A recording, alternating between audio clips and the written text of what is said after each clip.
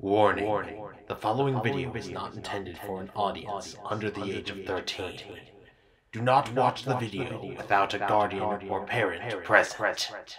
That is all.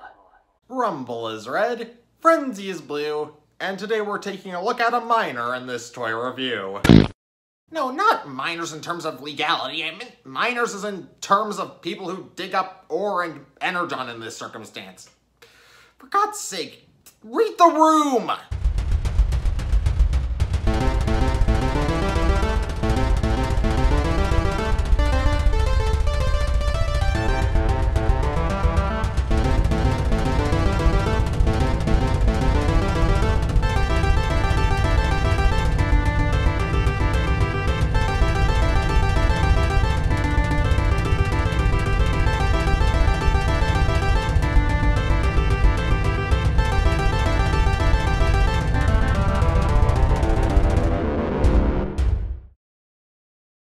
Hey guys, Firebite27 here, and today I am talking about a weaponizer. That's old news! Don't shut up!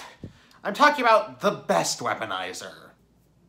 That's the second best weaponizer. Third best. Ugh, absolute worst! Oh, for Primus's sake, it's Zetar. But Ryan, that's a power dasher! Shut up, unanimous member of my audience with an ambiguous gender who I also slapped last time for saying that the fact that I wear underpants when I sleep is unnatural. Be gone with you! So, I'm going to make a confession to all of you. I am not a completionist, especially when it comes to collecting Transformers. Ever since Siege started, being a completionist has become a, well, nigh impossible task unless you're paid very well. There are many reasons why I'm not a completionist.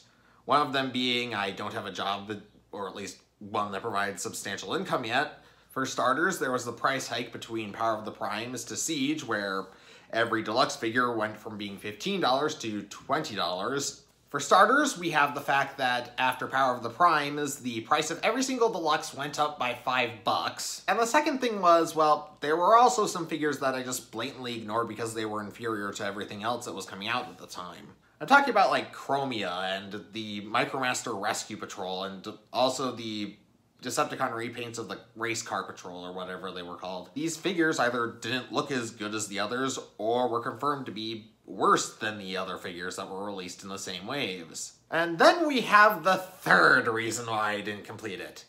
The exclusives. Now then, I will tell you all that I did see a lot of the exclusives from Target in stores. I saw the Rainmakers in Target, as well as the Micromaster 8-pack.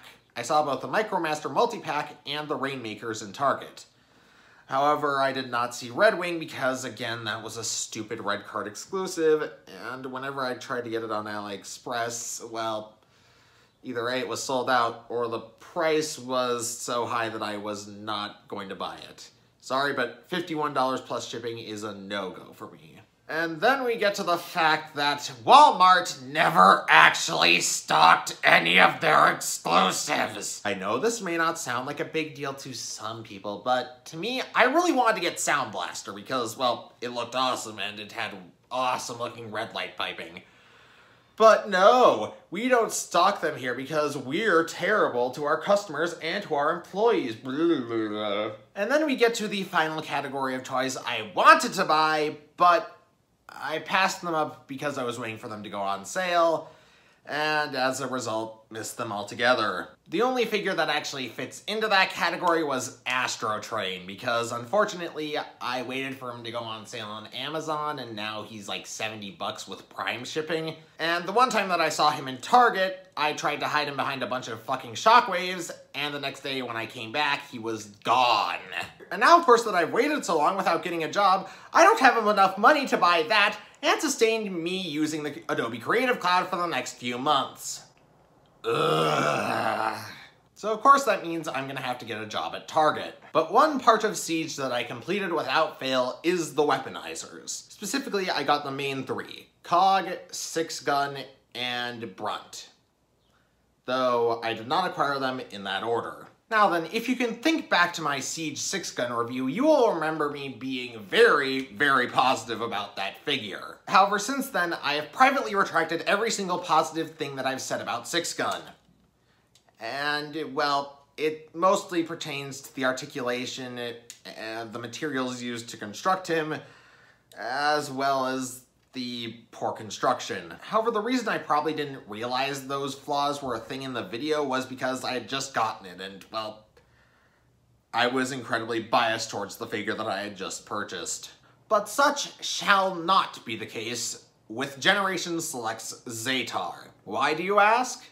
Well, there are several reasons. First of all well, he has the excellent alt mode that was present on Brunt, and was also far superior to the alt mode 6-gun and Cog had.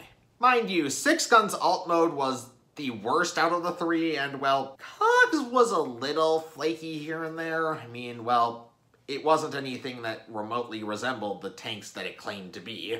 However, while yes, it does look like it is now a tank, it looks like it wasn't always a tank. Follow me on this one for a second. I need to point this out.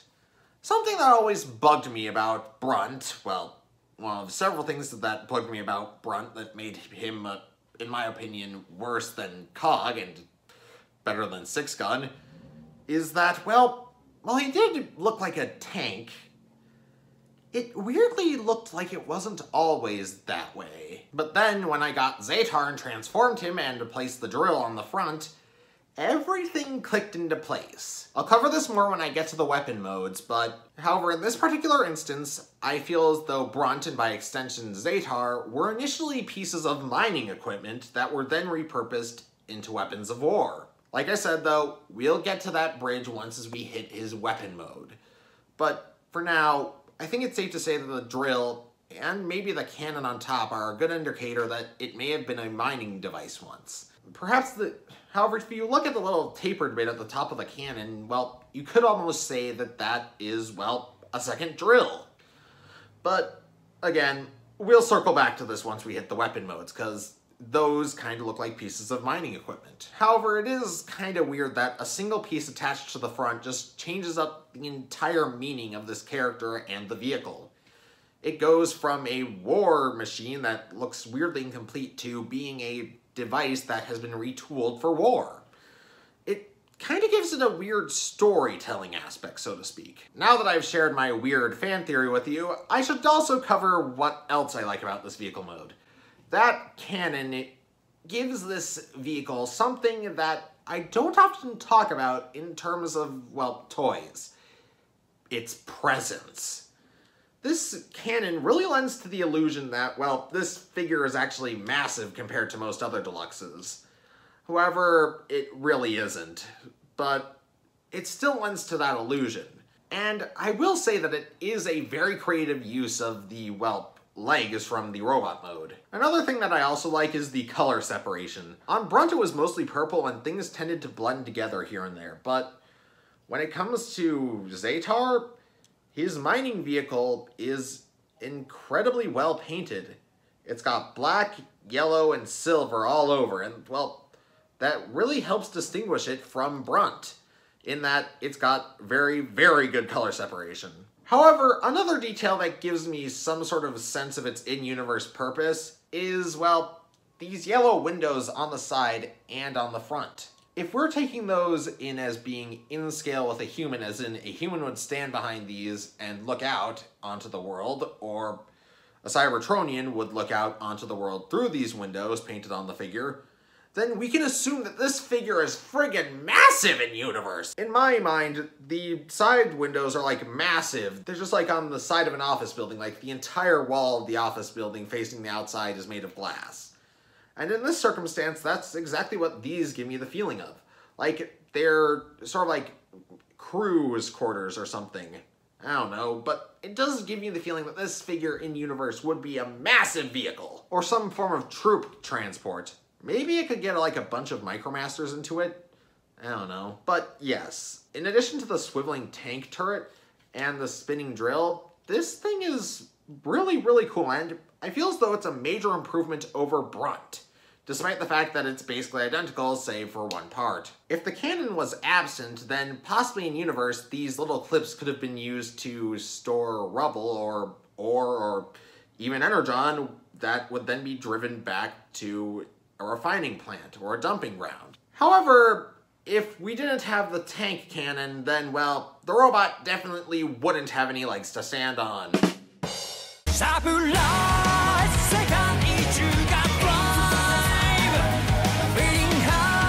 So the transformation is more of a parts formation than an actual transformation.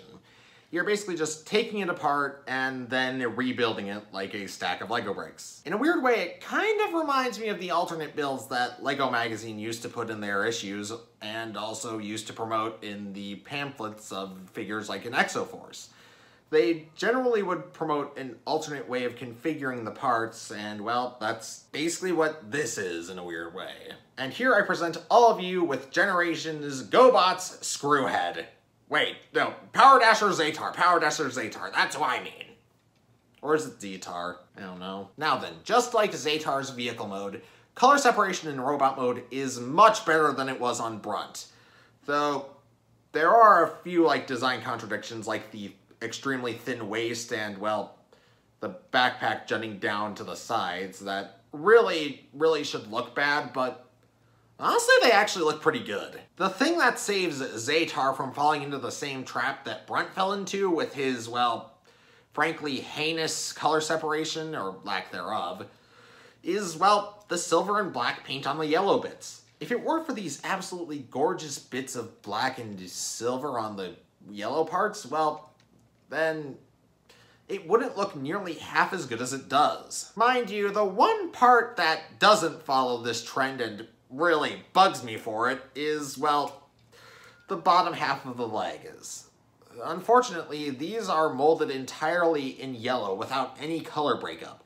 And, well, while they do kind of lend to the construction theme, they are incredibly bland without any black or silver to break them up. And I'd love it to, get some repro labels for this guy so I can add them to him. I think some caution stripes on this guy would really look awesome. If I could, I would definitely get them for this guy. Mostly because I feel he is almost perfect already, but repro labels would probably make him just perfect aesthetically. Just kind of saying that's how I feel about this. Especially the legs. They are, I know I've already mentioned this, but wow, they just do not look good. Speaking of excellence, however, we do have excellent articulation. We've got everything that's standard to Siege, plus a knee swivel, though, unfortunately, we do not have a wrist swivel.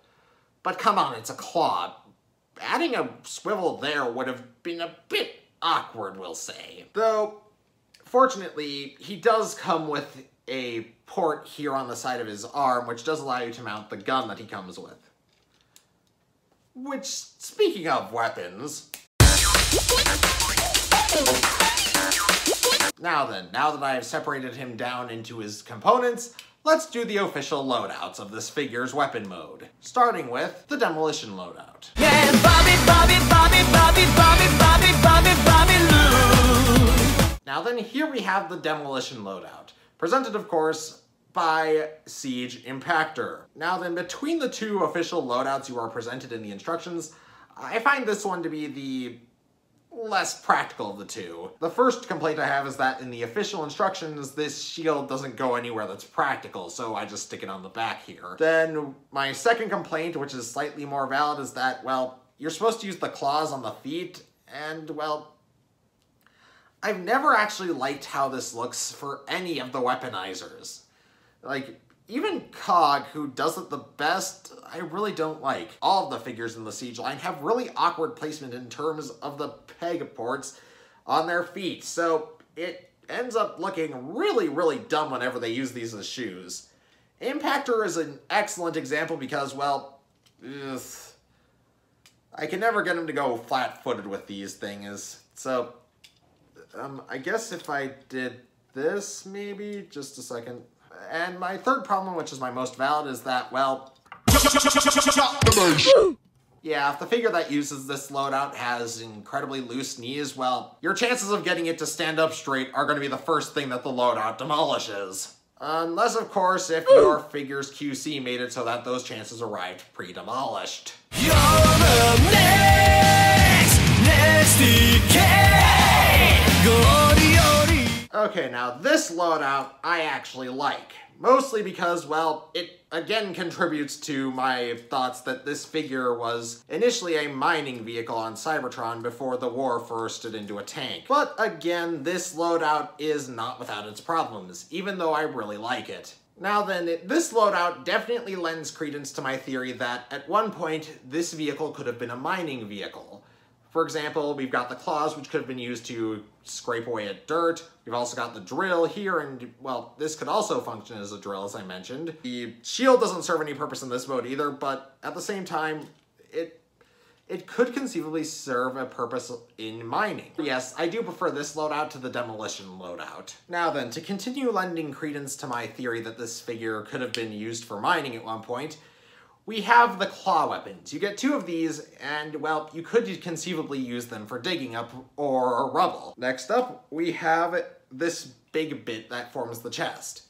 In addition to having part of a GoBot's face poking out of it, except it's just the peg that holds the drill in place, very loosely I might add, it could conceivably be used for drilling with a laser cannon. I mean, you've got this big gaping hole here which could be used for, like, firing out a beam of condensed energy that would slice through rock. However, I know that some of you say that won't be evidence enough to support the fact that this could be repurposed mining equipment. So as such, the designers gave us the option to plug this drill tip into here, making the size just nice enough for it to snugly plug in. Now then, if you view putting this drill bit on the front as, well, literally putting too fine a point on it, then you can take it off and of course replace it with the smaller handheld drill that you can either plug in like this and have a sort of like extended one that can be used with 2 hands, or you could ditch to the middleman and of course put it on like this and give yourself a smaller drill. And again, it makes it feel as though it's like all pieces of mining equipment. And in fact, if you prefer using this layout, you can also take the drill bit here and put it onto this one. And, well, then it has a more unified look with all the silver. Unfortunately, the drill bit itself has one of my biggest complaints about it. And to see what I'm talking about, look closer. As you can see here, this drill is quickly flying apart at the seams. And unfortunately, none of the pegs on this figure are big enough to fit inside the port tightly. I have heard that Pledge might be able to fix this, as might Superglue, but I don't have either of those on me, so I'll have to try those another day. I'll let you know how it goes then. However, the little bit here where you plug it into this part of the robot does work perfectly fine, so we saved that much. Now then, we get to the 3 components that could have the least amount of use in mining equipment. First off, we have the little thigh and waist assembly, which I guess could serve as some sort of spacey jackhammer if you used these as handles. Then this bazooka here could function as attaching explosives. I don't know what that. Then we have this shield, and, well, I don't know what the hell purpose this would serve in the terms of mining, but I guess if you attached it to this, it could be used as a shovel? No, this bit is stupid. I do not like this. They should have found a different way to attach this. Now then, with Brunt, I felt as though these components weren't exactly useful in terms of building, like, weird fan mode combined weapons like I did with Cog and 6-Gun. But when the weaponizer that came with Scorponok in G1 was revealed, it did kind of broaden my horizons in a sense. I didn't have to make a massive gun out of these components. I could technically make a melee weapon. And, well, yes, I have created several fan modes, both vehicles and melee weapons for this figure. In fact, here's a compilation of some now.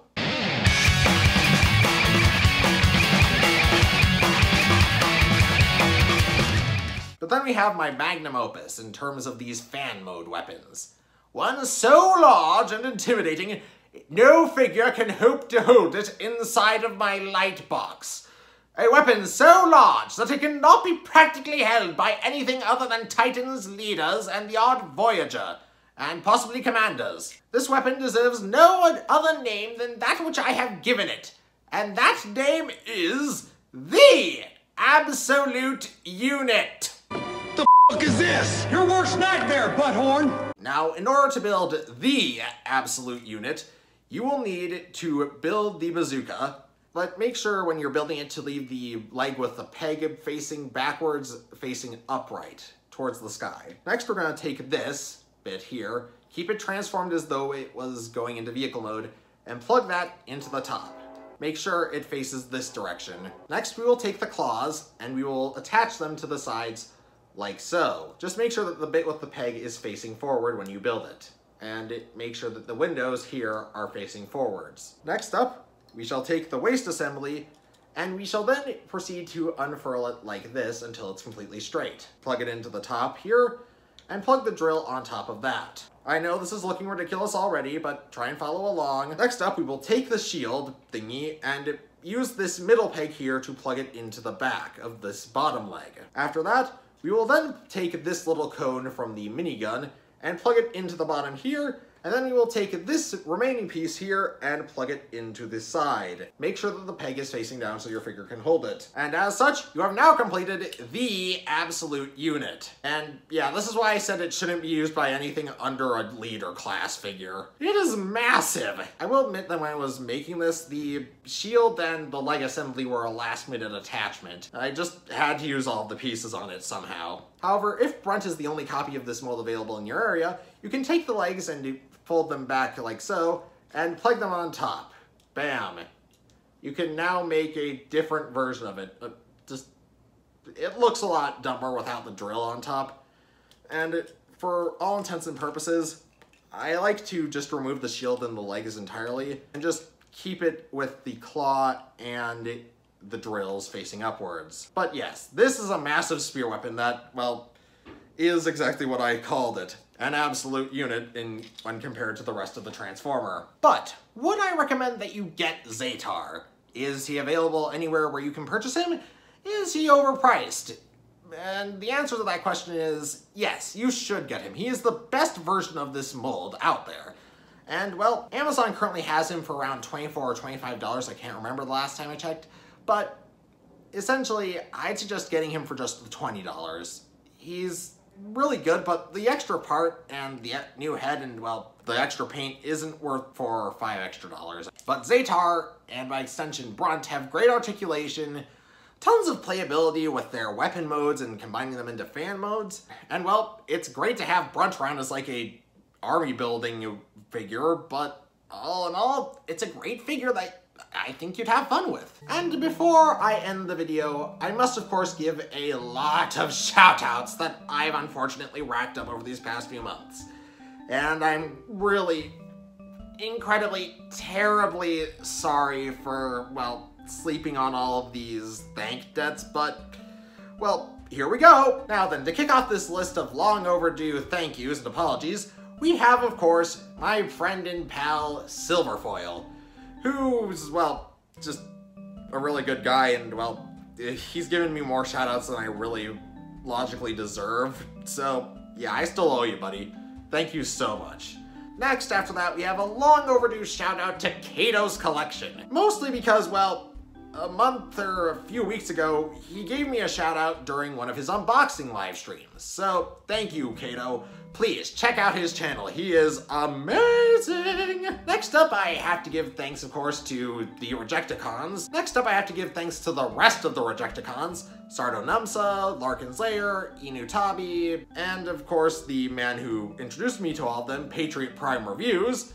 Thank you all so much, and for being the reasons that my subscriber count has absolutely boomed in these past 2 months. Seriously, I've gone from like 110 to 170 in like the space of a month and a half. That's insane! Especially for my channel. I can't believe it. Thank you guys so much! And of course, thank you to the Collector75.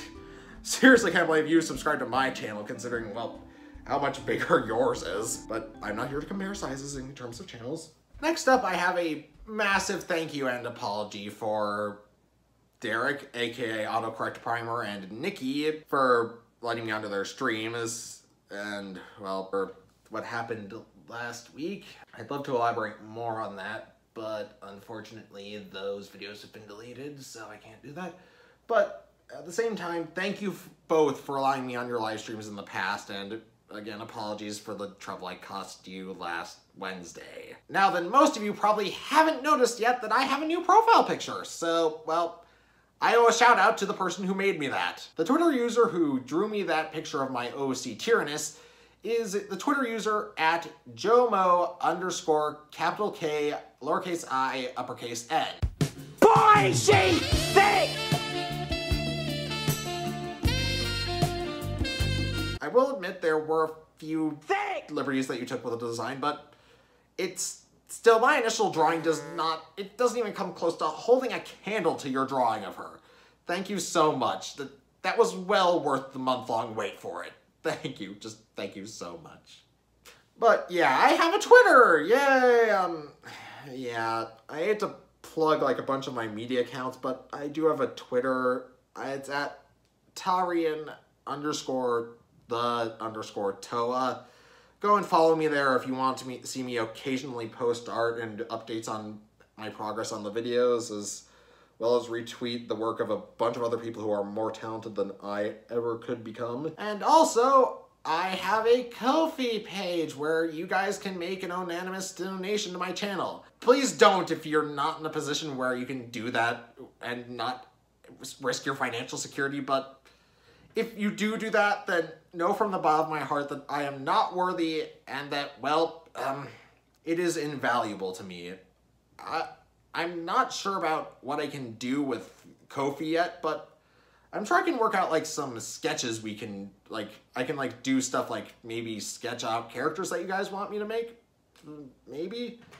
I don't know. But anyways, like I said, support is completely voluntary, and I cannot stress this enough that you do not have to support me. But if you do, it would be invaluable. And no, Dad, you do not have to do this. This is not me asking you for more money. It's just me saying that if people want to support my channel financially and keep my videos coming, like, I really want to do something for episode 50, but I don't have the cash to do it right now, so if you genuinely want to and can support me financially, then, well, words alone could not express how grateful I'd be to you. Genuinely how grateful I'd be.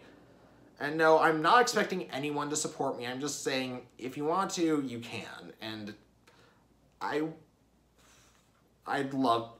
seriously be in your debt. Also, yeah, I do OC art, though I have to admit I'm a bit more story-oriented than some OC artists. Story-oriented OC artist? No, not like that. I've already used that joke to death.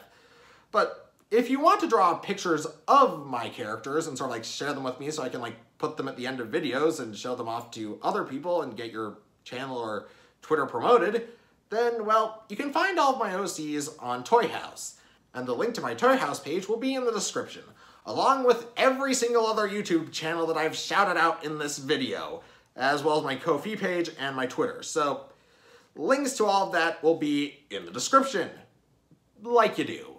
Oh, right, and before I go, thank you for 170 subscribers. I couldn't have gotten this far without any of you, and, well, yeah, thanks a lot. Let's see if we can hit 200 by this time in July, why not? So, with that being said, this is Firebite27, over and out.